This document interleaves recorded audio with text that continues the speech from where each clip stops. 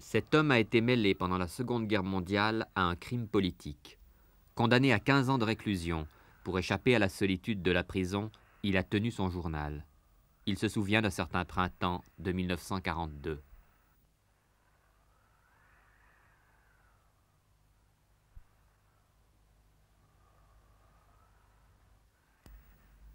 L'année s'annonçait bonne, surtout en campagne. Jamais je ne m'étais senti si heureux que ce printemps-là.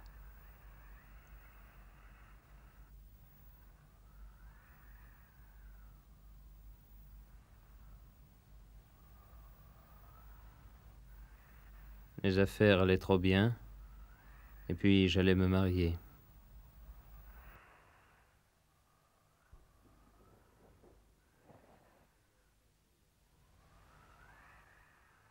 Ah ben, quand la guerre a éclaté, là, j'étais déjà plus grand, j'étais plus un enfant. Et puis, on avait une entreprise de transport avec les chevaux, comme voiturier, donc. Et puis, on avait quand même le domaine, et puis on s'occupait de sciage de bois, tout un tas d'entreprises ensemble. On était les trois frères ensemble. Et puis, forcément, on avait pas mal de boulot, on était souvent sur les genoux parce qu'on bûchait. On avait aussi des employés, ça allait pas mal. À partir de quel moment vous avez commencé à entendre parler de politique à la maison? Bon, pas tellement longtemps, disons, pendant la guerre avant, parce qu'on n'avait pas le temps de s'occuper ni de politique, ni de rien du tout, en ce sens que on lisait pas les journaux, on n'avait pas la radio à la maison, puis on arrivait le soir à 8-9 heures pour souper, et puis on était vite au lit, parce que le matin, il faisait le bonheur. Si cet homme accepte de nous parler à visage découvert, c'est d'abord parce qu'il ne fut qu'un comparse. Mais c'est aussi pour se libérer d'un poids. Car le souvenir de cet événement pèse lourd sur cette petite ville qui se remémore aujourd'hui ce qu'elle vécut pendant les années de guerre. Il s'agit de Payerne, mais ce pourrait être n'importe où en Suisse.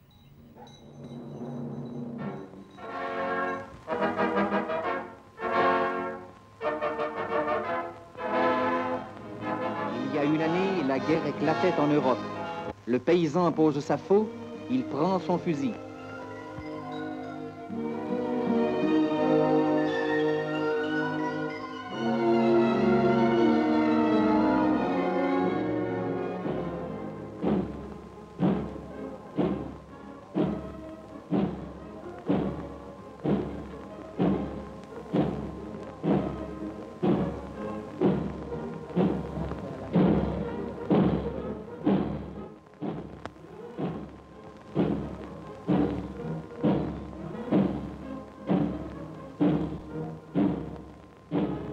Lorsque la guerre éclate en septembre 1939, la Suisse est bien résolue à se défendre.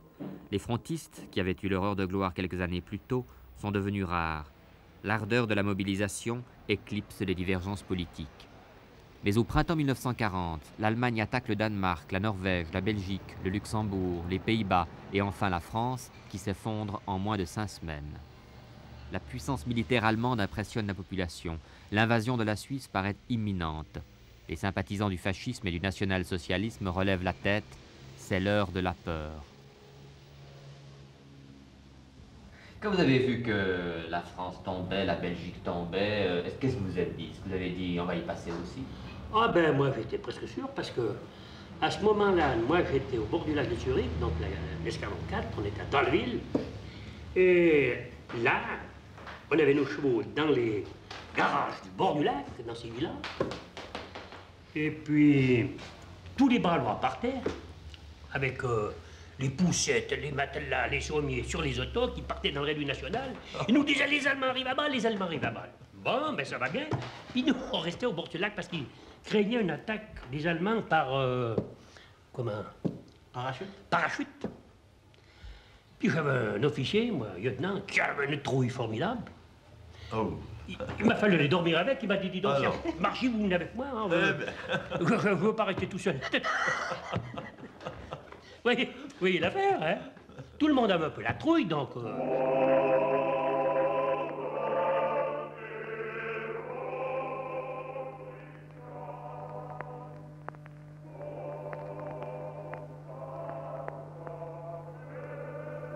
Les trois émetteurs suisses, Beromünster, Sottan et Monteceneri, vous font entendre une déclaration du Conseil fédéral.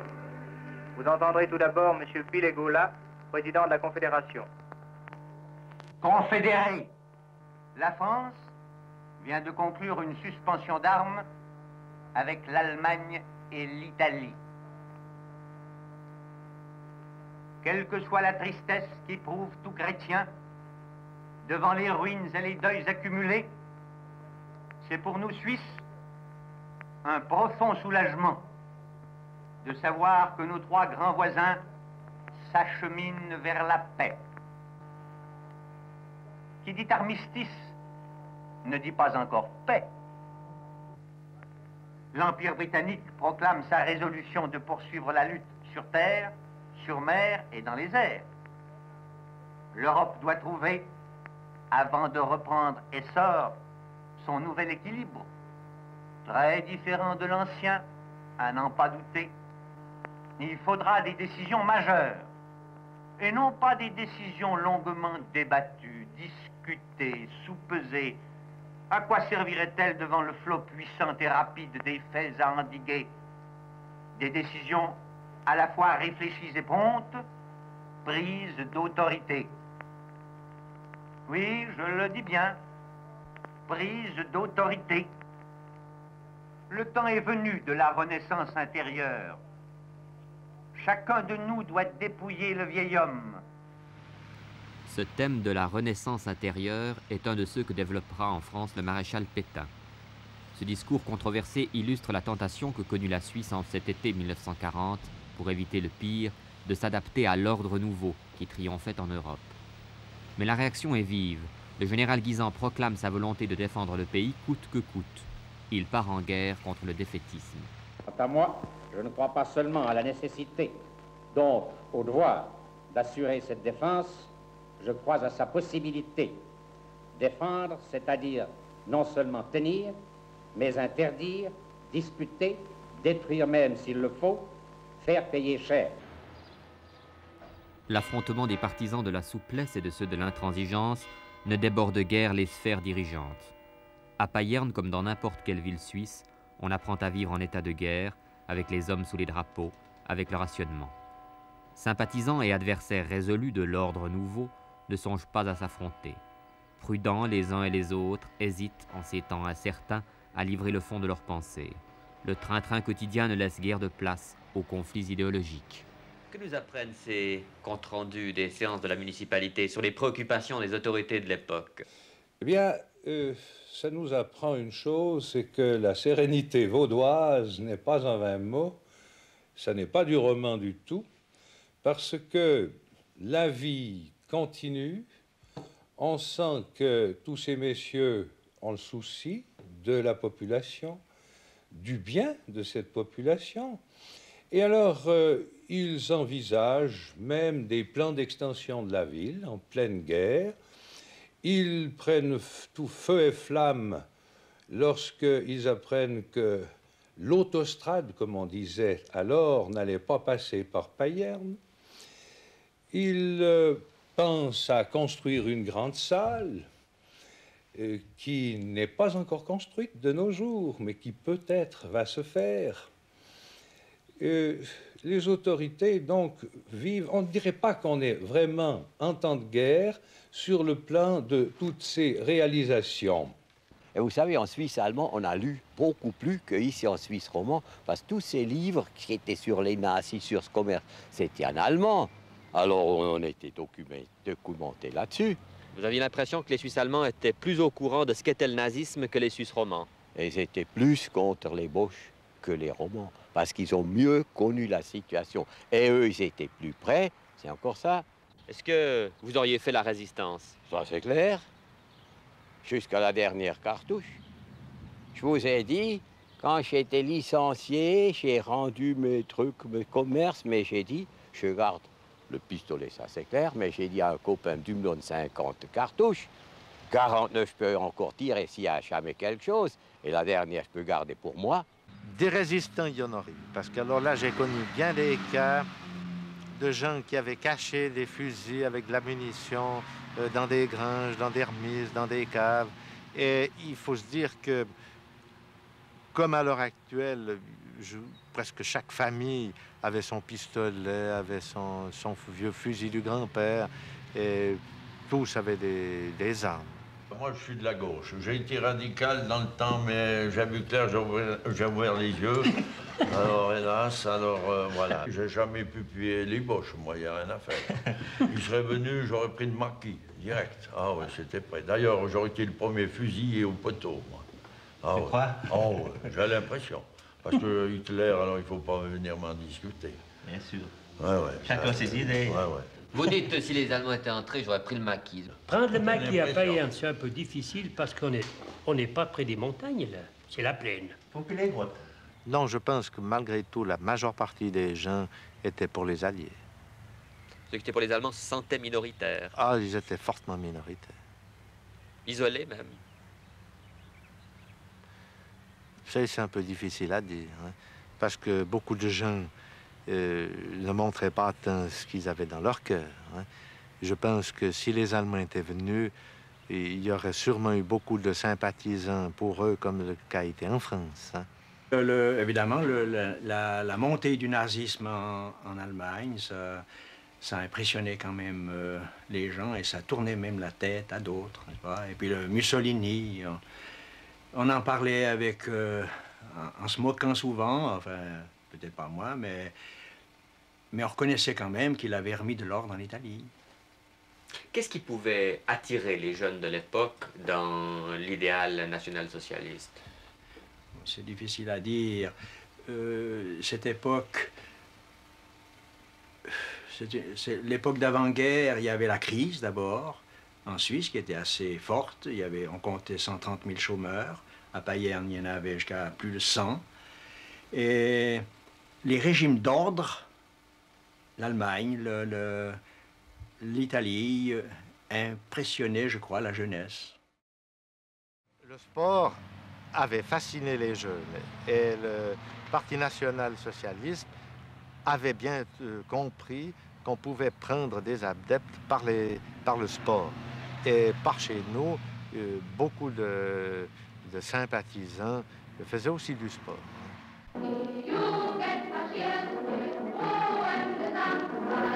Ces images des jeunesses hitlériennes, largement diffusées dans les cinémas, ont enthousiasmé beaucoup de jeunes Suisses. Ce spectacle flattait leur goût du sport, de l'ordre, des drapeaux, des défilés. L'attrait de la nature et celui des serments solennels se mêlaient dans une mystique trouble. Cette vision d'une société en marche vers son renouveau séduisait tous ceux qui avaient déçu un monde qu'ils jugeaient sclérosé et vieilli.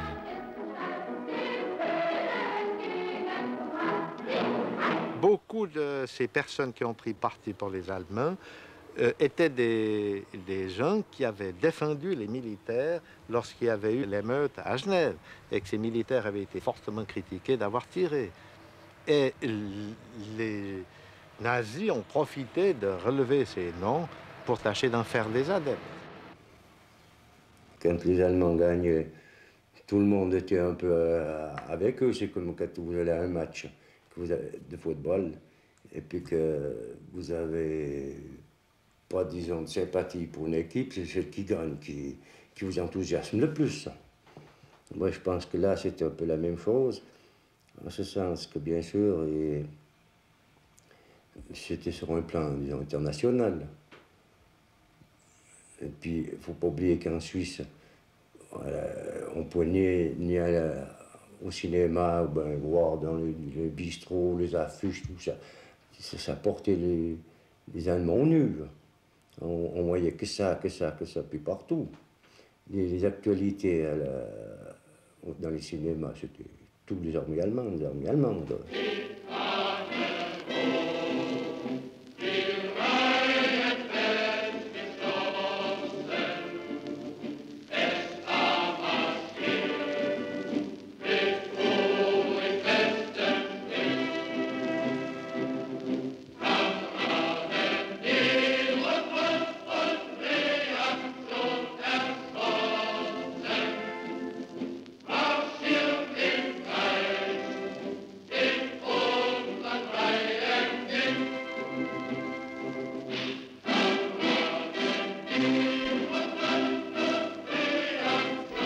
Quelques-uns des sympathisants de l'ordre nouveau que les fastes du Troisième Reich avaient séduits décidèrent de passer à l'action. Lorsqu'en automne 1940, le Conseil fédéral interdit le mouvement national suisse, 2000 de ses militants et leurs sympathisants reconstituèrent un parti nazi clandestin. L'un des membres de la section de Payerne s'en souvient. Chacun ne pouvait pas rentrer dans ce parti. Comment s'est passée la création de ce petit groupe du mouvement national à Payerne? Ça a commencé ainsi, on en a parlé, après c'est venu dans la famille, c'est venu là, on était tous des copains de la jeunesse, et on allait à ces conférences. Où avaient lieu les réunions?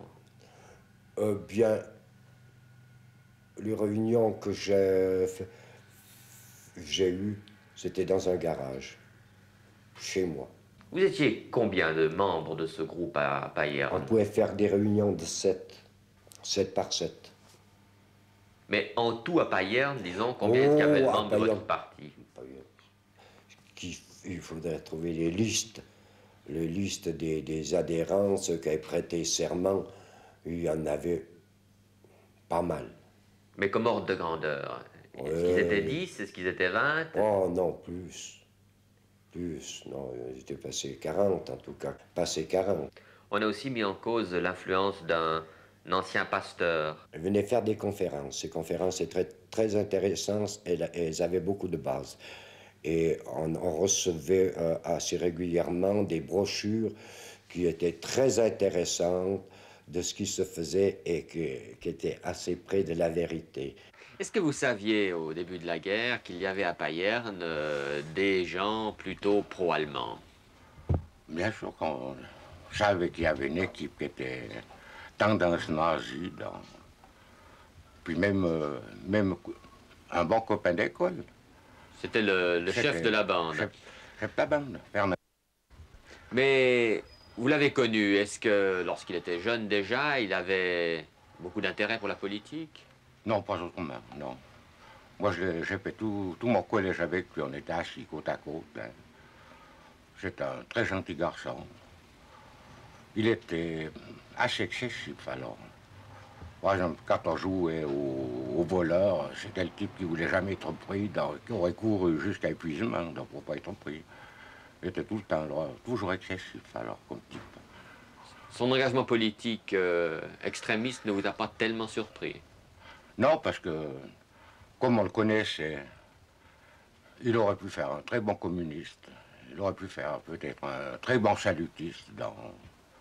Carrément, il pouvait faire toutes les tendances, hein, pourvu qu'il se trouve engagé à fond. Mais alors qu'on savait qu'il était partisan des Allemands, un peu chauvin. Il essayait de vous convaincre? Oui, il nous racontait des histoires, mais personne n'y croyait. Dans l'équipe des copains, là, les contemporains, personne. Quel genre d'histoire? Oh ben, l'Allemagne gagnerait, et puis que la Suisse, ben, on serait une province. Le canton de Vaud, ça serait une préfecture. Hein. Et puis, je vous dis, une fois, on avait une réunion de contemporains au Café du Globe. Et puis, à la fermeture, on est encore tous bien en train. Je leur ai dit, ben venez, on va à la cave. On est descendu à la cave, puis alors là, à la cave, il a commencé. Il était alors échauffé. Hein. Puis il y a des copains qui lui disent, oh, on sait très bien que tu as toujours ton pistolet avec toi, mais moi j'avais à la cave une réclame de Coca-Cola aussi, collée contre la porte. Puis un copain lui dit, tu n'arriverais pas à viser la femme au bon endroit. Et puis il sort son pistolet, il tire. Résultat total, la femme loupée, mais alors, c'est où 8 bouteilles de commune bousillées, alors. Alors c'est envoyé. Alors après, il nous a raconté que l'Allemagne gagnerait. Là, on a eu une belle profession de foi, donc. L'Allemagne gagnerait, puis on serait province, que lui serait préfet du Nord, et puis avec un autre copain, on lui dit, enfin écoute, la guerre n'est pas finie, pas. En attendant, tu verras, si les Russes viennent, ben, vous ramasserez vos nœuds.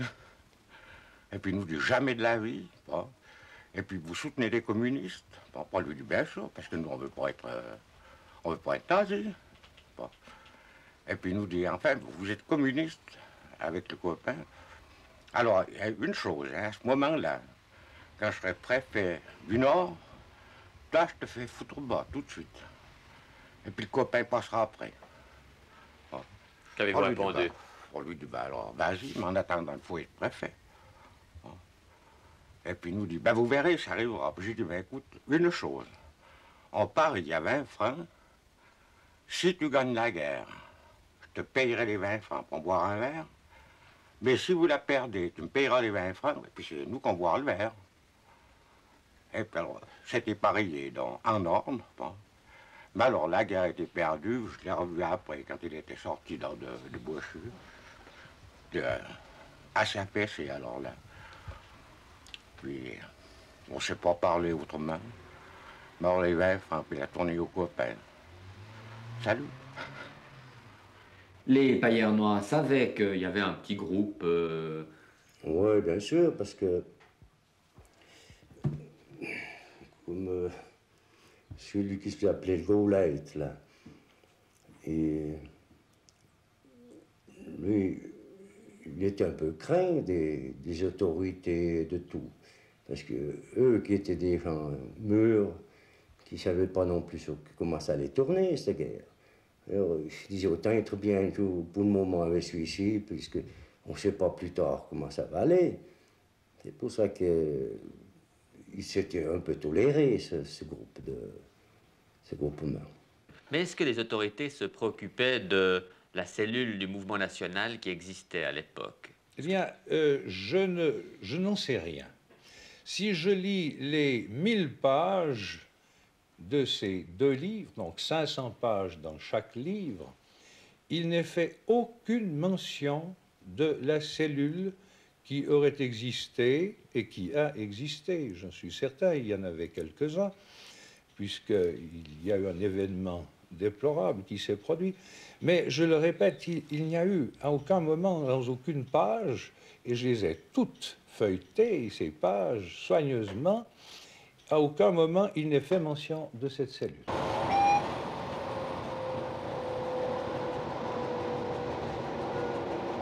Le 16 avril 1942, Arthur Bloch, marchand de bétail, quitte son domicile de la Montbijoustrasse à Berne et prend le train de 5h30 pour Payerne, où se tient une foire importante.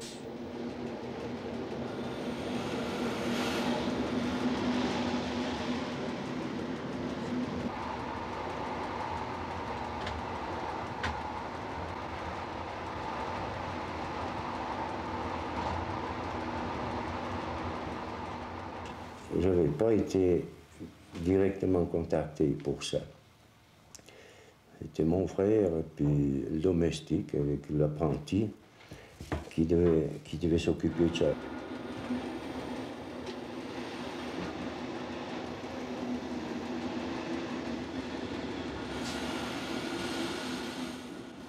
Le plan, c'était moi qui devais aller à la gare à X heures avec le nom et la photo. Bon, quand le jeune est venu me rejoindre, il est venu me chercher, bon, puis j'ai depuis la photo que je voyais. Il n'y a pas de photo, puis le nom, pas de nom, n'importe lequel est le bon.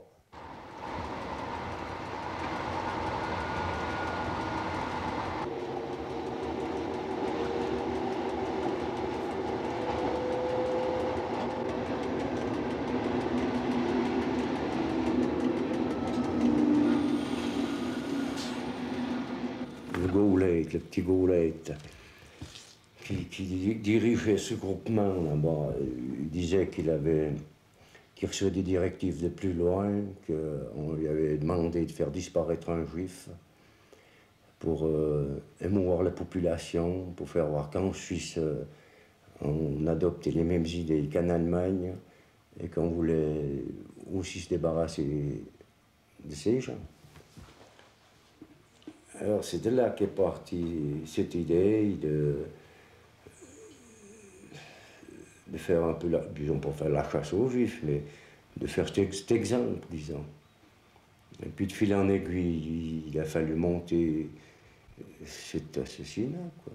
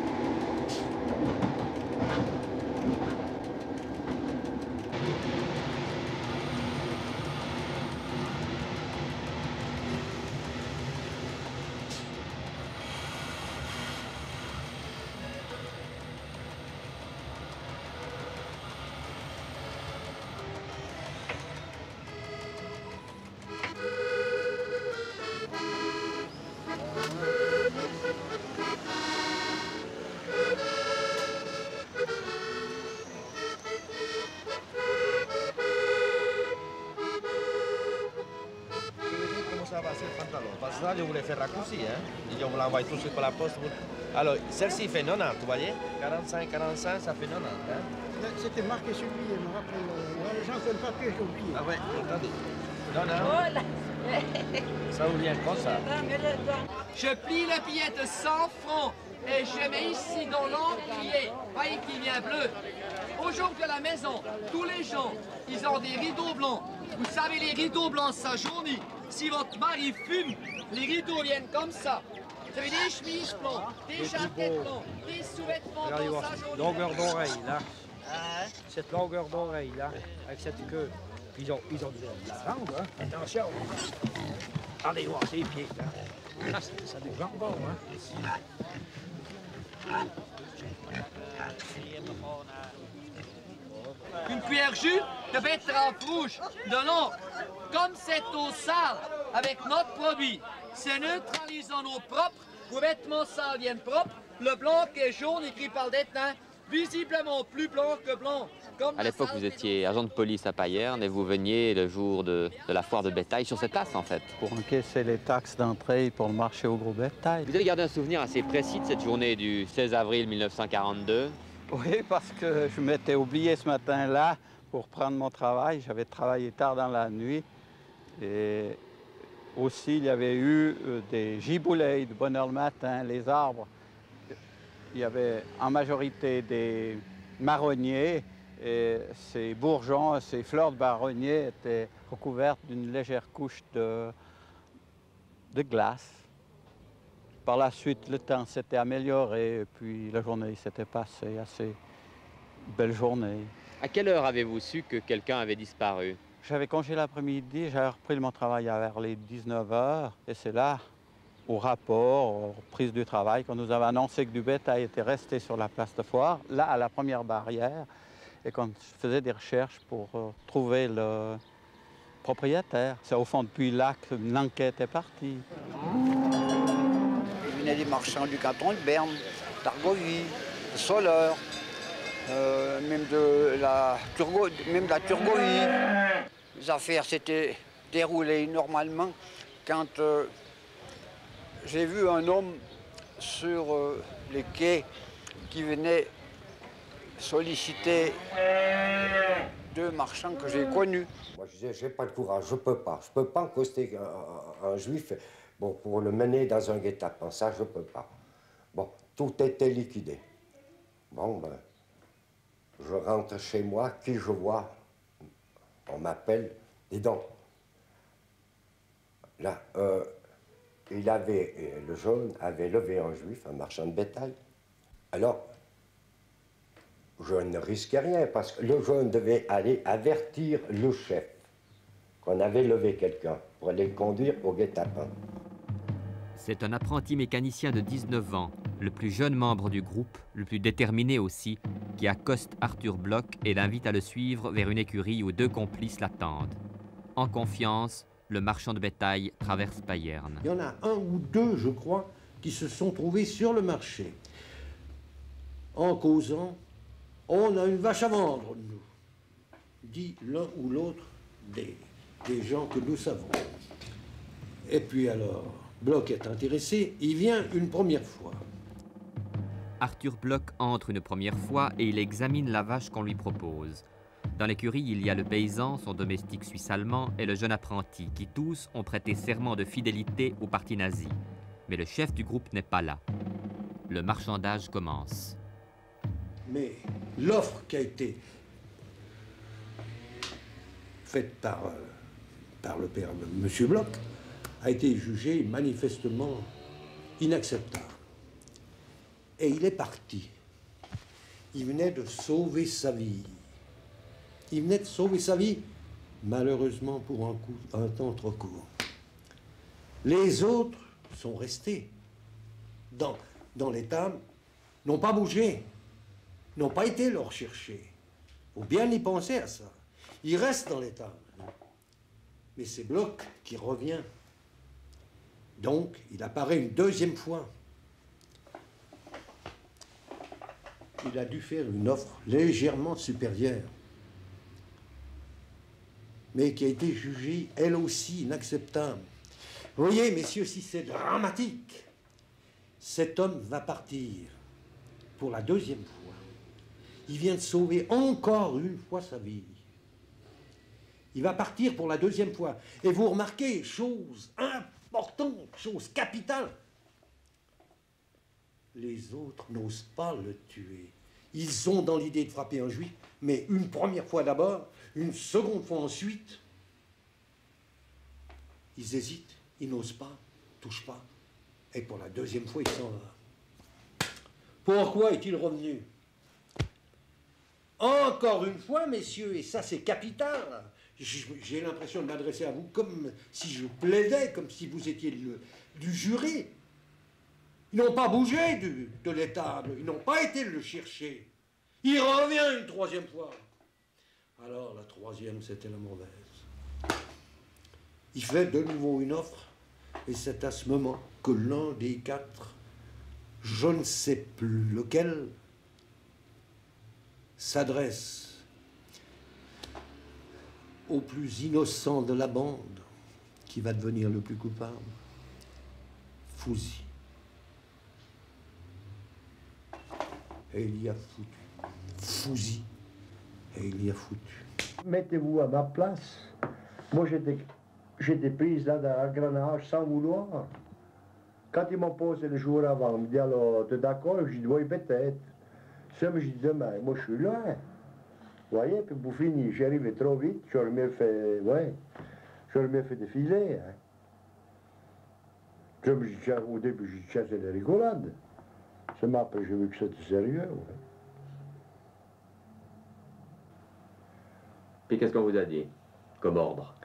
Eh ben, il fallait taper le voisin juif. Et puis moi, je lui dis, tiens, oui, je vais, soi-disant boulot, boire un boulot comme ça, long. Et puis, moi, je lui dis, tiens, ben, hein. Puis alors, pour finir, je me tourne, il me dit, vas-y, tape. Les clients derrière avec un pétard. Mais qu'est-ce que vous voulez que je fasse? Hein? Faut que je tape pour que je me fasse pousser. Il fallait le faire, hein. Mais l'autre, il disait, vas-y, avec le pétard derrière, vas-y, et ben... Moi, j'écoute les ordres. C'est pas... Ouais, il faut que je fasse quoi? Ce monsieur, là, j'ai pas vu, jamais vu. C'est la première fois que je voyais, je me faisais moi. Hein, que je connaissais, ben... Hein. Vous voulez que je fasse quoi? Une fois qu'il était par terre, qu'est-ce qui s'est passé? Eh ben, l'autre, il tire un coup de pétard. Pour le finir. Moi, j'étais en campagne ce matin-là. Et puis quand je suis arrivé avec ma paire de chevaux, vers 11h, 11h30, pour fourrager les bêtes, j'ai vu mon frère qui était devant la ferme. Et puis je l'ai vu qu'ils étaient tellement pâles qu'ils ne tenaient pas debout. Je me suis dit, ça y est, ils ont fait une bêtise. Ils ont plongé, ils ont... Parce que jusqu'à ce moment-là, personne n'y croyait vraiment. Alors quand j'ai vu mon frère là, il n'avait pas rien à dire, j'ai tout compris.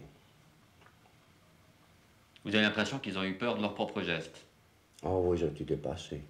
Dépassés, puis quand ils ont vu que c'était accompli, ils ont été devant ce fait horrible, qu'ils ne pouvaient pas admettre que c'était eux qui avaient fait ça, autant les uns que les autres. Il se trouve en présence de ce cadavre. Il faut faire vite. Il n'y a pas. Ils le sentent, il faut faire vite. Qui c'est qui a eu l'idée du découpage? Je ne peux pas vous dire.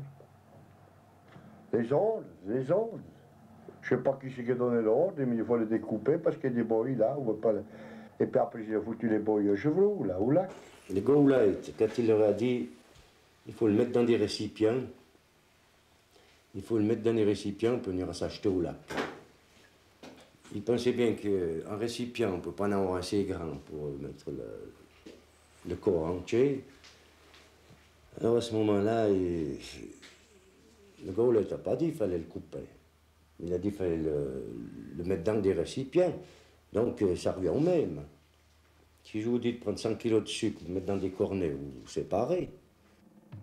C'est derrière cette porte, dans l'écurie de la rue à Thomas, que les assassins découpent leur victime en morceaux pour l'introduire dans les boyes à lait qu'ils jetteront au lac. Le chef du groupe empoche les 4000 francs qu'Arthur Bloch portait sur lui pour ses affaires. Cela ira au parti, déclare-t-il. Il distribue quelques billets à ses amis. Le domestique suisse-allemand qui a frappé ne recevra qu'une vingtaine de francs. À 3 heures de l'après-midi, le chef de gare me téléphone pour savoir si je connaissais un homme qui avait oublié d'envagonner son bétail. J'ai dit, je veux voir le bétail qu'il avait acheté, parce qu'on marque le bétail lorsqu'on les achète sur les foires. Alors je suis allé sur le quai, j'ai reconnu la marque de M. Arthur Bloch. Et comme il y avait une bise glaciale ce jour de foire, alors j'ai convenu avec le chef de gare de mettre ses bêtes dans mon écurie. J'étais agent de police, la police locale. Vous aviez entendu parler, avant le crime, de ce petit groupe pro-allemand? Oui, on connaissait. Pas tous, hein, mais les principaux. Est-ce qu'ils étaient nombreux? Ici, on en connaissait 7 ou 8, hein, qui étaient, qu'on peut dire, le noyau de l'affaire, mais il y avait beaucoup de sympathisants. Hein. Vous pensiez qu'ils pourraient passer aux actes? Je sais pas, moi je les tenais un peu pour des rigolos, hein. Forcément que je me suis un peu trompé, mais... Puis le jour où Arthur Bloch a disparu, vous avez songé à eux tout de suite? Oui, je crois que le même soir, on avait déjà... Pas le même soir, mais le lendemain, on avait déjà une opinion, hein. Seulement, aucune preuve, hein. C'était toujours assez... Comment est-ce qu'il faut dire? On disait, c'est un juif qui a disparu, il y a l'équipe ici, alors il y a probablement un crime nazi, et puis... Mais faute de preuves, il fallait mieux fermer. Et puis, attendre d'avoir des preuves vraiment, parce que s'ils étaient capables d'assassiner quelqu'un, ils étaient aussi capables de nous tirer dessus, hein, le jour où on allait les cueillir sans preuve. Ma mère m'a téléphoné dans la nuit que mon père n'était pas rentré. J'étais en apprentissage à Zurich. Je pris le premier train pour Berne. Nous avons attendu. Je garde de 6 jours d'attente un souvenir d'enfer. Nous avons tout imaginé, sauf, bien sûr, ce qui s'était réellement passé. Nous pensions qu'il avait pu perdre la mémoire et qu'il errait dans les bois. Lorsque nous avons appris la vérité, ce fut un choc et une douleur indicible. Ma mère tomba malade. Elle mourut de chagrin peu de temps après. Surtout, nous n'arrivions pas à comprendre. Mon père était un homme bon et paisible. C'était un vrai Bernois, très patriote, fier d'avoir fait son service militaire dans les Dragons. Une partie de sa famille avait choisi, au début de la guerre, d'émigrer aux États-Unis. C'est par attachement à son pays qu'il décida de rester, quelles que soient les menaces que l'Allemagne nazie faisait peser sur les Juifs. Je souhaite que mon témoignage soit lu par une comédienne, car l'idée que les assassins de mon père puissent voir mon visage ou entendre ma voix m'est intolérable. On signale la disparition de M. Arthur Bloch, né en 1882, domicilié à Berne, marchand de bétail, qui a été vu pour la dernière fois sur le champ de foire à Payerne le jeudi 16 avril 1942 dans la matinée. Une prime de 1000 francs est offerte par la famille à la personne qui fournira des renseignements permettant de découvrir l'intéressé. Quel souvenir gardez-vous de cette journée du 16 avril 1942? Oh, quelque chose d'épouvantable, vous savez. On a vraiment eu peur parce que mon mari soupçonnait tout de suite que c'était de la 5e colonne qu'il s'agissait. Le premier jour déjà, il a eu ses oui. craintes. Oui, oui. D'ailleurs, quand le samedi matin, il avait été à la gendarmerie avec un monsieur Veil de Berne, et il avait dit à la gendarmerie, cherchez dans la 5e colonne, et on lui a répondu, nous, monsieur Bloch, nous y avons déjà pensé, mais il nous faut des faits pour les arrêter. Vous avez eu peur à ce moment-là? Ah oui, on a eu peur, alors ça, franchement. Vous avez pris des précautions? On a pris des précautions, on évitait de sortir le soir, les enfants, on les surveillait davantage. Parce qu'à ce moment-là, est-ce que vous étiez renseigné sur ce qui se passait avec les Juifs en Allemagne, par exemple? Oui, oui, on savait au fond ce qui se passait. Alors c'est par ici? Par ici. Ça a changé par là depuis lors? Assez peu. Un peu d'éboulement. Mais les forêts, les arbres sont restés les mêmes. Un peu de choses près. Pourquoi est-ce qu'ils étaient venus enterrer les habits ici? Parce qu'ils connaissaient parfaitement bien les lieux. Ils savaient exactement où se trouvaient ces grottes, ces coins perdus. Et vous alors, vous aviez 14 ans à l'époque? 14 ans, oui. Et comment êtes-vous tombé là-dessus? Je suis trouvé mêlé à cette histoire un petit peu, non pas par la grotte elle-même, c'est en me promenant le dimanche matin dans le chemin qui descend ici, que j'ai rencontré deux des... Je dois dire les noms, bien? Non, dites pas les noms. Non. Deux de ces assassins, quand ils les appelaient ainsi, qui venaient repérer les lieux pour voir, malgré tout, si la grotte était encore, je pense, libre d'accès. Arthur Bloch avait déjà disparu à ce moment? Non, non, non, non, non. Il se proposait de reconnaître les lieux. C'était le dimanche qui précédait le crime qui a eu lieu le jeudi, si je ne me trompe pas. Et c'est sur ce chemin que j'ai rencontré ces deux hommes en question, avec un camarade, bien sûr. Et là, ils nous ont posé des questions. Qu'est-ce qu'on faisait? Pourquoi on était là? Qu'est-ce qu'on faisait dans ces bois? Et est-ce que c'est un pressentiment qu'on aurait eu aussi avec quelqu'un d'autre? Mais j'ai eu un pressentiment de crainte. Ces gens ne sont pas tant sympathiques. Ils ont quelque chose de sournois ou d'anxieux en même temps. Et alors, au bout d'un moment, après toutes sortes de questions, un des deux a dit à l'autre, qu'est-ce qu'on fait? On les débarrasse ou bien? Alors c'est là que vraiment on a pris peur. On dit, ben, sans savoir pourquoi ils allaient nous débarrasser, mais on est parti. Et le plus âgé a simplement dit à l'autre, oh, laisse-les aller, c'est de toute façon des gamins. Et alors, à quel moment avez-vous découvert la grotte? Eh bien, la grotte, c'est pas moi-même qui l'ai découverte, c'est mon beau-frère qui est venu s'amuser ou regarder dans cette grotte tout par hasard et qui est tombé sur un outil, une pioche. Il a un peu remué de sable et il a trouvé des habits mal enterrés encore.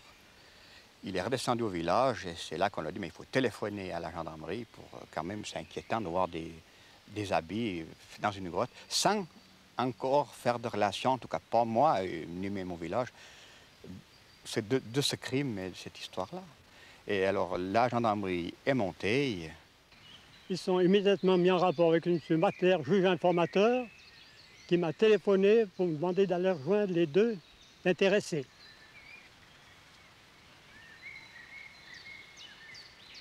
Nous sommes remontés et descendus dans la grotte. Là, j'ai creusé dans le limon et j'ai découvert une veste.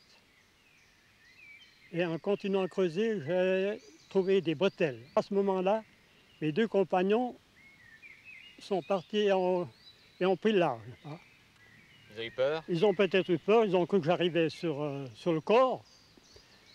Moi-même, je ne pouvais rien faire sans être éclairé. Je suis sorti également avec la veste et j'ai constaté qu'elle portait au revers du col de la sciure provenant certainement d'une écurie. J'ai demandé à mes deux compagnons de rester sur place et de surveiller à ce que personne vienne toucher à cette veste jusqu'à mon retour. Le juge informateur a alerté immédiatement la police de sûreté et une heure après, les inspecteurs étaient sur place sous les ordres du colonel Jacquillard. La police trouva facilement le propriétaire de la pioche qui avait servi à enfouir les habits. Elle avait été empruntée à un entrepreneur paillernois. La moto des deux promeneurs rencontrés le dimanche auparavant par des gosses du voisinage fut aussi facilement identifiée. Elle appartenait à un sympathisant du groupe nazi. La piste conduisait droit au chef de la bande, l'homme au revolver, le candidat Gauleiter, et à son ami, le jeune apprenti mécanicien qui lui était entièrement dévoué. On a raconté que j'avais vu ces deux hommes le dimanche matin. Il a fallu que je vienne pour leur raconter, bien sûr, cette histoire un peu plus précise que maintenant, puisque c'est 35 ans. Et ensuite, alors, aller reconnaître ces gens au poste de police qui étaient arrêtés comme suspects. Bien sûr, il n'y avait encore pas de preuves. Il y a eu tout l'enchaînement, bien sûr. Ah, vous avez dû aller au poste de police les reconnaître? Le soir. Ça s'est passé comment? C'est un fait qui m'est aussi bien resté parce que c'est des choses qu'on n'oublie pas de sitôt. J'avais un pauvre vélo à cette époque qui n'avait plus de pneus valables pour rouler. Pendant la guerre, on n'avait bien sûr pas de banc pour des pneus, ou en tout cas bien peu. Et je devais aller avec mon père chercher un banc justement pour un pneu de vélo à la gendarmerie. Ils ne me l'ont pas donné du reste, mais enfin, question n'est pas là. Et pendant que mon père faisait les démarches pour ce banc, pour le pneu de vélo, je devais fixer, mais sans trop le montrer, ces deux hommes au fond de la salle pour savoir si je les reconnaissais, si c'était bien eux que j'avais vus sur le chemin le dimanche matin. Et vous les avez reconnus tout de suite? Et à un certain moment, on les a éloignés. Et c'est à ce moment-là que j'ai dit oui, je suis certain. En tout cas pour un, j'étais très très certain. L'autre, je ne sais pas pourquoi. Il baissait la tête, il avait peur de se montrer, puis j'étais pas. On a peur de se dire est-ce qu'on va dénoncer quelqu'un qui disant est-ce que ce sera faux, ce sera juste. Mais pour un, j'étais très très certain. Et eux, vous ont-ils reconnus à ce moment-là? Oui, oui, c'est ce qui m'a le plus gêné. Ils se sont dit tiens voilà, on a vu le gamin qu'on a rencontré le matin. Là. Je pense qu'ils doivent avoir peut-être regretté de justement pas nous avoir débarrassés. Mais le lendemain matin, nous avons procédé à l'arrestation des 5 participants. Était-ce une opération difficile? Nous avons pris des précautions. Les gendarmes, depuis le pont du chemin de fer, là, qui vient de Corcelles, il y en avait un petit peu partout, par là, puis la secrète aussi. Puis le copain me dit, j'attends Fernand. Puis effectivement, on l'a vu descendre, il habitait en haut à la Riole. On l'a vu descendre, passer le pont, puis quoi, 50 mètres après le pont, ben, il est encadré. Puis ils l'ont amené à l'ancien hôpital, là où il y a l'hôtel de ville, où il y avait tout l'état-major qui était là. Donc. Et puis, alors on s'est dit, ben, c'est bien ce qu'on pensait, ça. Il est de la fête, quoi.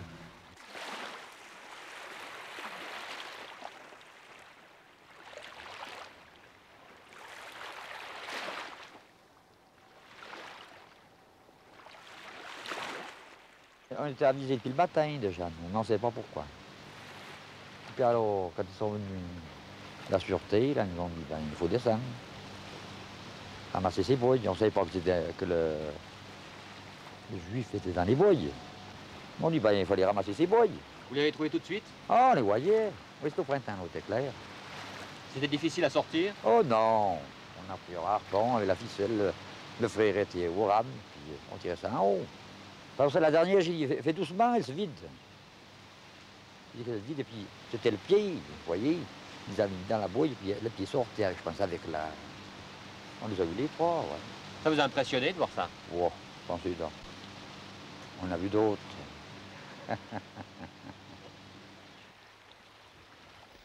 Les journaux firent grand bruit autour de ce crime, qui suscita dans l'opinion publique une immense horreur mêlée de colère. Mais il est temps aujourd'hui d'aller au-delà de l'indignation, de songer à ce que fut chez nous la tentation de l'antisémitisme. La veuve d'Arthur Bloch fit graver sur sa tombe ces 3 mots « Gott weiß warum », Dieu sait pourquoi. Ce regard sur le passé peut être troublant et même douloureux. On comprend qu'il suscite des réticences. Le frère du chef de la bande nous a fait part de son sentiment. Bien, mon premier souci, c'est de, personnellement, moi-même, regretter profondément que la télévision retrace ces événements qui étaient partiellement oubliés. Et je crois que depuis le crime jusqu'à l'arrestation, il s'est passé, je crois, si ma mémoire est bonne, presque une semaine. Pendant une semaine, il ne me serait jamais venu à l'idée que mon frère pourrait être impliqué là. Je ne pense pas qu'il faille beaucoup en parler. C'est un accident affreux, regrettable, mais je pense aussi qu'il ne faut pas s'y arrêter. Il y a eu tellement de choses intéressantes qui se sont passées, tellement de choses positives. Je mets ça dans le domaine du négatif. Et avec les années, bien que je ne sois pas encore un patriarche, j'essaye le plus possible de mettre le négatif de côté, ou comme c'est Luther qui disait, sauf erreur, on ne fait pas des bouquets d'orties, mais de fleurs. Et là, je crois que ça, c'est un bouquet d'orties. Et on s'y pique. Il ne faut pas s'attarder. Parce que moi, je n'ai pas peur de dire ce que je pense. Vous ne le dites pas vraiment franchement, carrément, ce que vous pensez. Ah, on ne peut pas tout dire. On ne peut pas tout dire. Entre amis, peut-être, mais... Même pas, 40 ans après? Pas en public, oh, c'est encore trop tôt. C'est trop tôt pour faire de l'histoire? Il faut laisser les choses se tasser.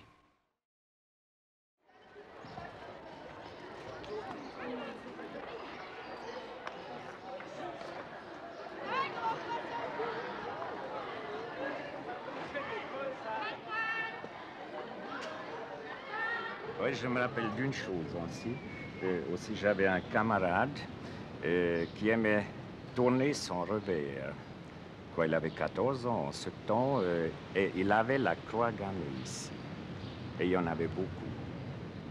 Et qu'est-ce que ça vous inspirait? Oh, moi, je savais c'est un Bosch. Je savais que ça, c'est un Bosch. Et je me rappelle qu'on a discuté ça chez nous à la maison. Et mon père, il n'a pas dit grand-chose, mais il a dit il y a un tas de Bosch ici, des nazis.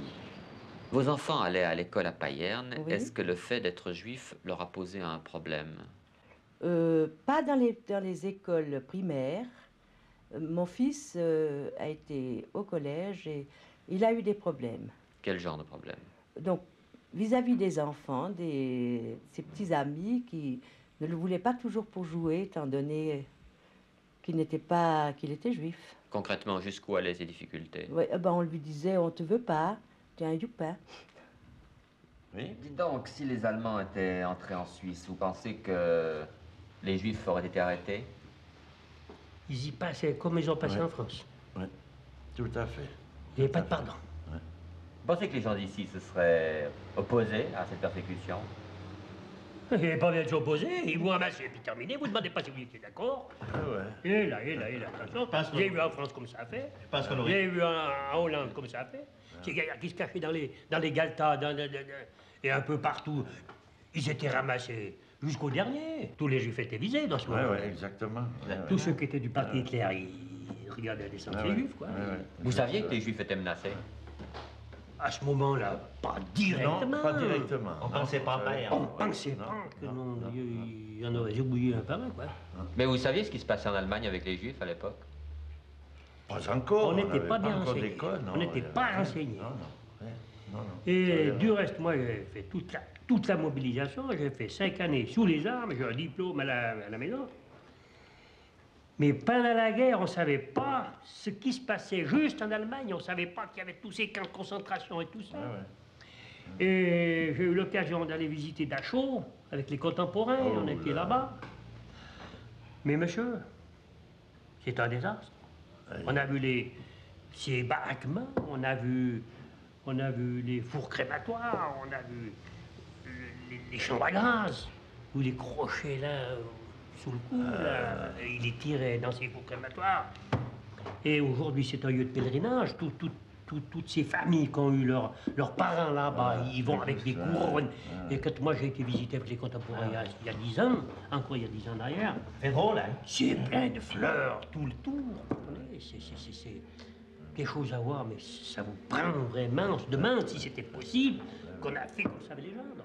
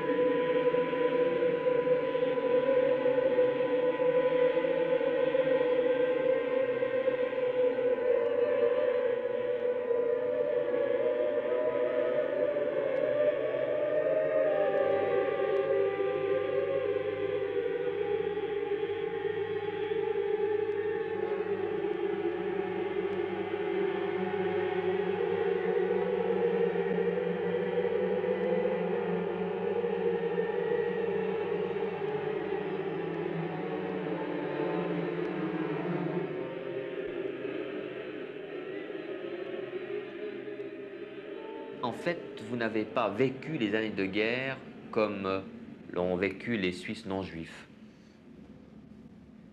Je ne sais pas très bien comment ils ont vécu ça, mais j'avais toujours l'impression que j'étais privilégié, que j'avais ma condamnation à mort dans ma poche et que seulement la date n'était pas encore inscrite. Partout où il y a de la boue, du sang, du déshonneur, on trouve cette sale vermine juive. Un Suisse ne peut pas être un Juif ne peut pas être un Suisse. Vous n'avez jamais senti d'antisémitisme dans la région? Senti, oui, mais pas, nous n'avons pas eu à redouter, disons, des vexations générales. C'était un sentiment diffus, mais dont nous n'avons jamais subi dans notre... Nous n'avons jamais eu peur. Mais concrètement, vous le sentiez comment? De temps en temps, un petit mot par-ci, par-là. Mais écoutez, nous n'avons jamais eu une croix gammée marquée ici, ni sur la synagogue, et pourtant elle existait encore à l'époque. N'est-ce pas? De quelle commune êtes-vous originaire? De Natir. Dans quelle arme avez-vous fait votre service militaire? Dans la cavalerie. Alors je vais vous lire un texte qui va peut-être vous intéresser, oui, parce qu'il était écrit dans La Nation, un peu avant la guerre, et il concerne justement les Juifs de Natir. Il ne s'agit donc pas de savoir si l'on tolérera ou non l'existence de la religion juive, mais quelle attitude l'on adoptera à l'égard d'un peuple étranger. Un juif bourgeois de Natir peut avoir l'accent vaudois et porter l'uniforme de dragon ou d'artilleur. Il demeure sous cette honnête apparence un juif 100%. À la moindre émotion, vous verrez la bonhomie vaudoise faire place à la fébrilité orientale et le doux parler roman se transformer en un jargon guttural caractéristique. La naturalisation des Juifs n'a été, sauf quelques exceptions, qu'une fiction juridique. Qu'est-ce que vous éprouvez lorsqu'on lit ces lignes? Écoutez, des journaux d'opinion, il en existe toujours. Et il en existera toujours. Je ne peux pas empêcher des gens à écrire des infamies dans n'importe quel journal, si c'est le leur. Mais qu'est-ce que vous sentez? Ce que je ressens directement, mon Dieu, peu de choses en réalité, parce que c'est une calomnie, c'est tout. Les Juifs sont assez peu nombreux en Suisse, il y en a une vingtaine de milliers, mais ici dans la Broye, ils furent relativement nombreux. Pour quelle raison? Ils furent relativement nombreux pour une raison très simple, c'est qu'un certain nombre de Juifs, surtout d'Alsace, étaient venus se fixer à Avenches aux environs de 1830. Il y en avait très rapidement plus de 200, alors que dans le canton, il y en avait 350. Nous sommes donc marchands de bétail de père en fils. Mon père, je dis, est né en 1875, ici à Avenches. Son père était aussi marchand de bétail à Avenches. Mon père a fait son école militaire de cavalerie en 1895. À l'époque, les moyens de transport étaient le cheval, c'était la voiture. Vous êtes aujourd'hui le dernier marchand de bétail juif de la région? Je crois, oui. Je suis le dernier. Mais vous étiez nombreux il y a encore quelques années. Ici, c'était un centre, peut-être. Oui, c'était un centre de vente de bétail de toute catégorie. Nous avions les marchands de bétail de Suisse allemande qui venaient acheter ici le bétail à Avenches. Ils allaient chez tous les marchands. Mais il y avait beaucoup de familles juives dans la région. Il y avait beaucoup de familles juives. Je vous dis, c'était un centre à l'époque, avant 1900, où les Juifs ne pouvaient pas s'établir où ils voulaient. Le centre de Suisse romande, c'était Avenches. Puis il y avait Endigen, c'était en Suisse allemande, canton d'Argovie. Vous n'avez jamais senti dans ce pays une pointe d'antisémitisme? Peut-être avant la guerre. L'époque, justement, à l'époque Hitler, lorsque nous étions entourés par les Allemands, là, on sentait ça. Là, il y avait des phases, souvent, des gens, je sais pas, des gens peut-être des jaloux, qui vous menaçaient. J'ai entendu, même pas un paysan, j'ai jamais entendu d'antisémitisme, mais d'autres personnes qui m'ont dit, tu verras, quand Hitler sera là, etc., c'est dommage. Toi, tout ce que tu veux au monde, mais tu verras, quand les Allemands sont là, ben, tu ne vivras pas longtemps. Ce tract a été distribué au moment du procès à Payerne et à Lausanne. Vaudois, les assassins bourreaux de Payerne ont fait en détail ce que nous aurions dû exécuter en gros ou en grand. Ouvrez l'œil et jugez bien. Mais à l'époque, est-ce que vous aviez fait le lien entre ce crime et ce qui se passait avec les Juifs en Allemagne, par exemple? On avait une impression que ce crime nous montrait, hélas, qu'on aurait aussi trouvé les bourreaux en Suisse, si on en avait besoin. Et ce crime était vraiment une chose spécifique, et pas du point de vue suisse, du point de vue nazi. Parce que là, on voyait peut-être si clairement pour la première fois en Suisse où ça mène, cette propagande antisémite. Et pour ça, je ne vois pas un fait divers. Moi, j'ai puisé mon antisémitisme dans Drummond. L'antisémitisme qu'on croit volontiers ne pouvoir trouver que dans Mein Kampf existe, oh mon Dieu, d'une façon bien plus explicite chez quantité d'auteurs. Ça marche maintenant.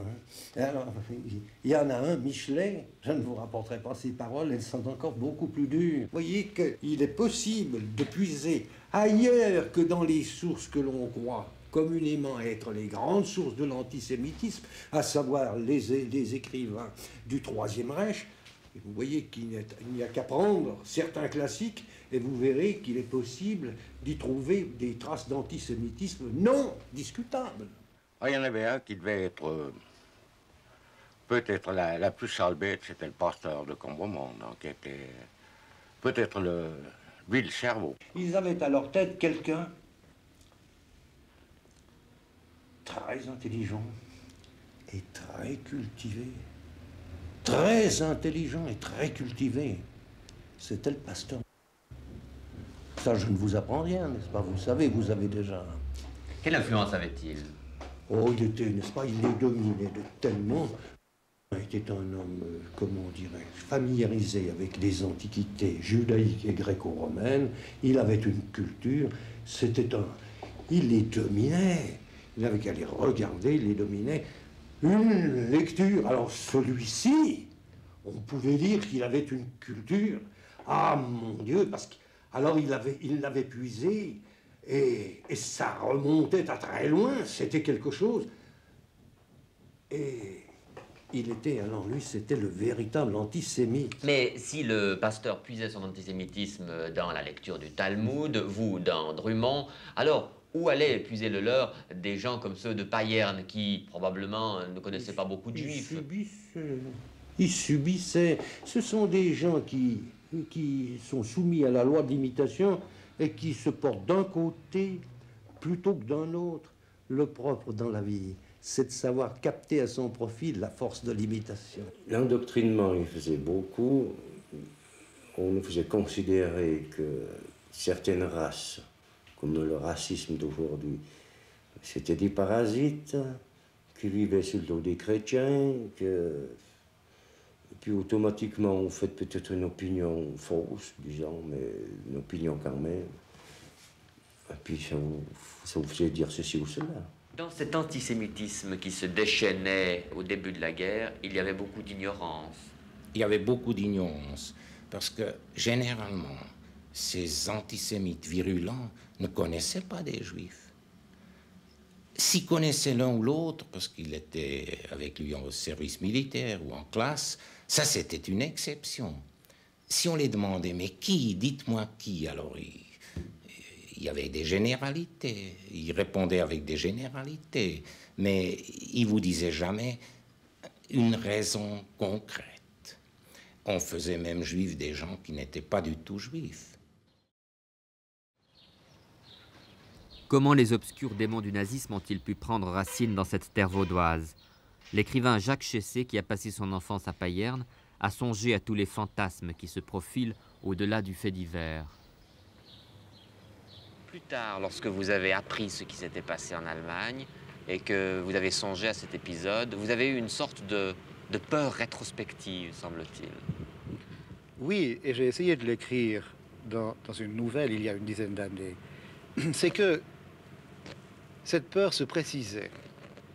Si l'Allemagne avait gagné Stalingrad, après tout, il s'en est fallu de peu, les protagonistes du crime de 1942 auraient bel et bien été ce qu'ils espéraient être, c'est-à-dire les responsables d'une nouvelle politique, ou le Gauleiter d'une kommandantur vaudoise ou payernoise.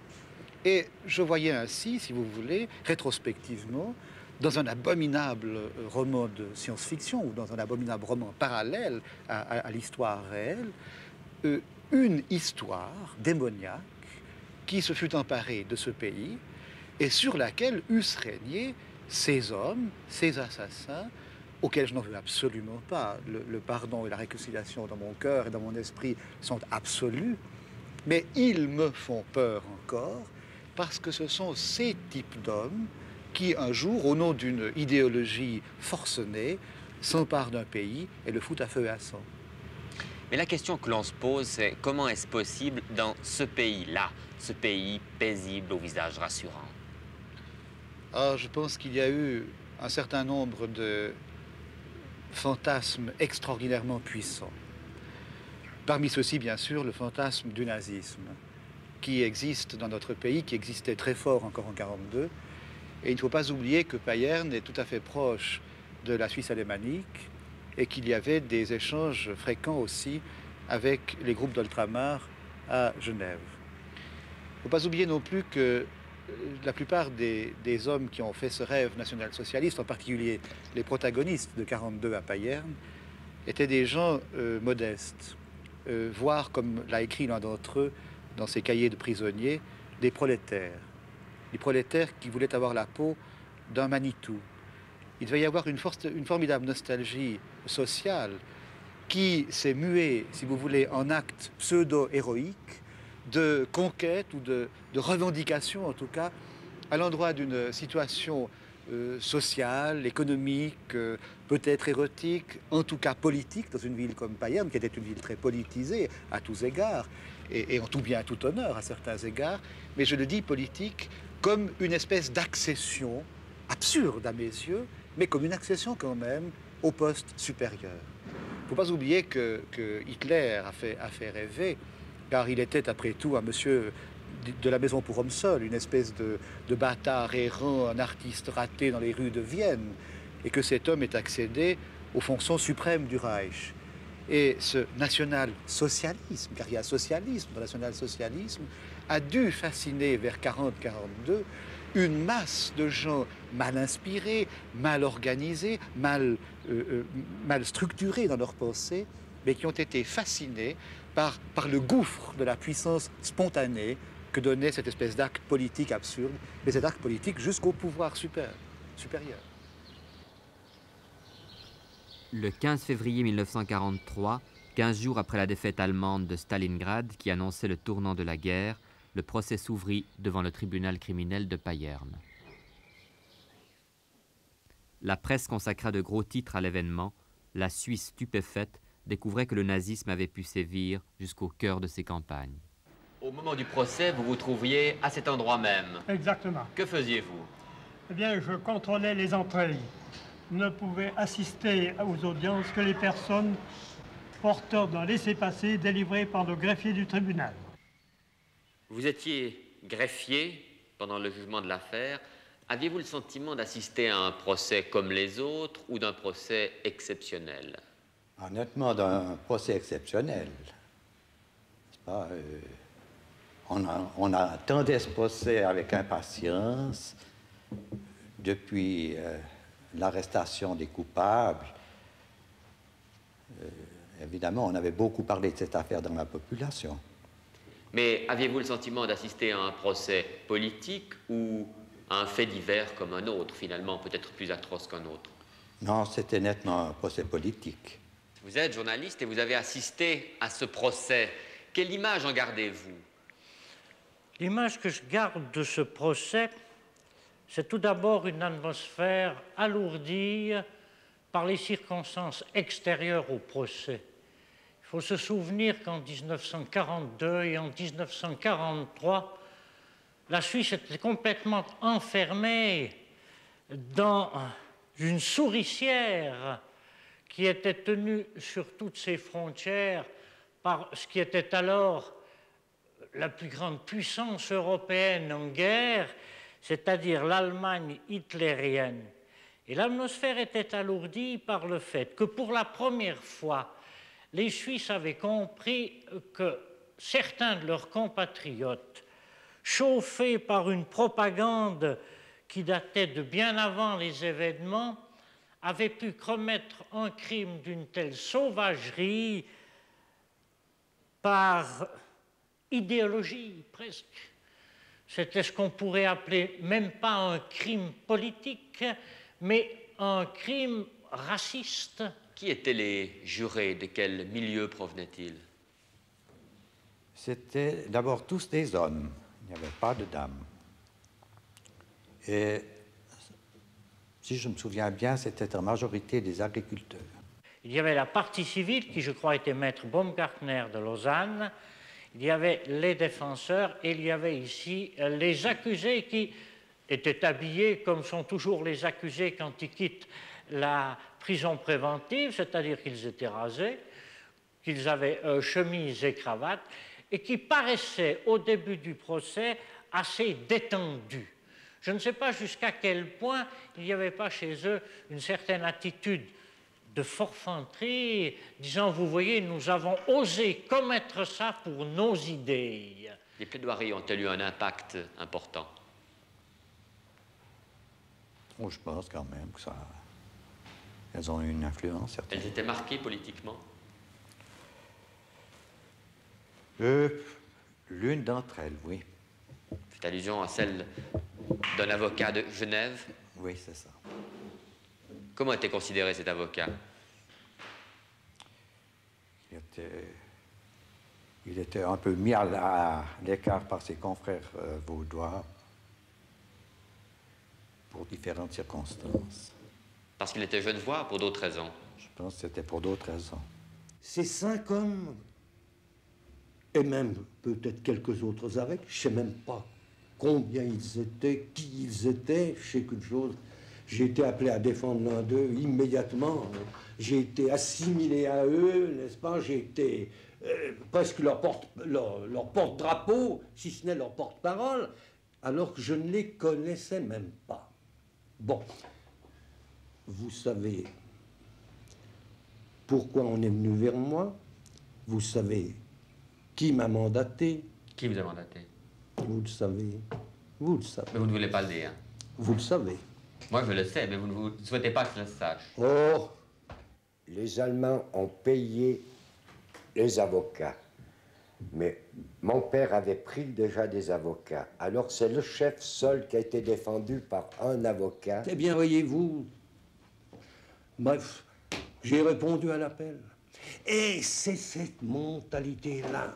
Si la pensée de tuer un juif était venue dans la cervelle de l'un d'eux isolément, il n'y aurait jamais eu pour ce pauvre bloc, il n'y aurait jamais eu pour ce pauvre bloc, il n'y aurait jamais eu de crime, il n'y aurait jamais eu, il n'aurait jamais connu la mort effroyable. Mais alors cela pose la question, qui est le vrai responsable? Qui sont les vrais responsables? Les vrais responsables, c'est la réunion de ces individus. C'est la réunion de ces individus. Dès l'instant qu'ils ont pensé ensemble, vous comprenez, qu'ils ont eu la même pensée ensemble, personne n'a osé revenir en arrière. Pensez donc, ce qui les a poussés, c'est que chacun avait peur que l'autre dise de lui « Tu te dégonfles ». Pardonnez-moi d'employer cette expression courante, et mon Dieu, que tout le monde entend bien. C'est ça, c'est ça. Je vous dis, enlevez la réunion de ces 5 hommes, aucun d'eux n'aurait été tué bloc sur le marché aux bestiaux de Payerne. Aucun d'eux n'y serait allé.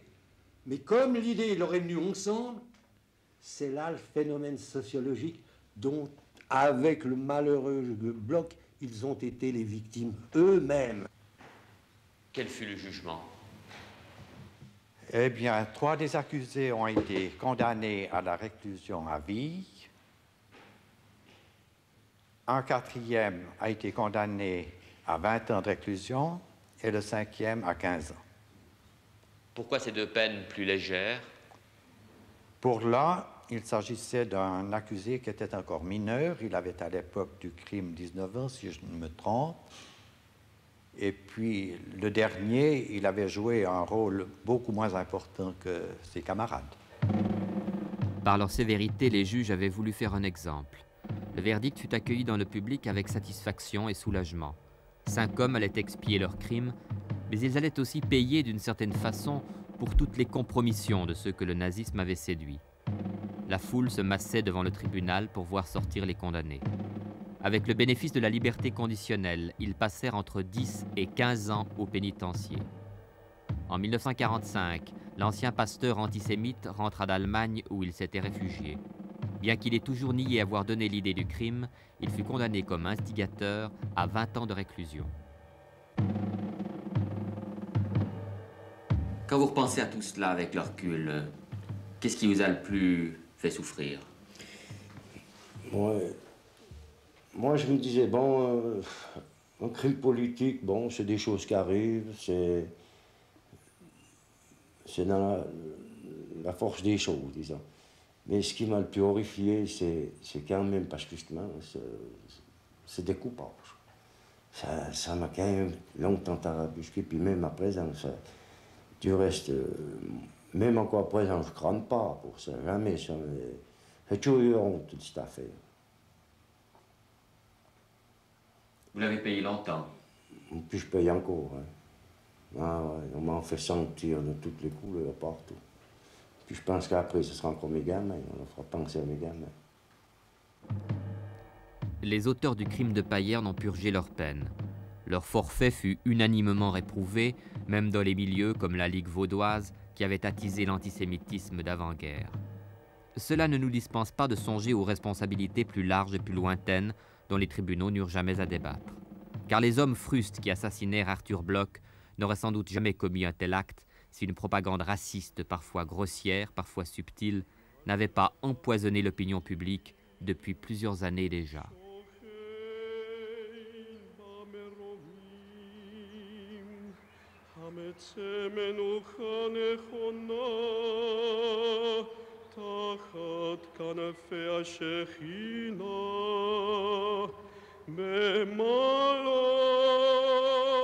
קדושים וטהורים, כזוהר הרקיע מזהירים את נשמת הנפטר חיים בלוך, שהלך לעולמו. בגן עדן תמנוחתו.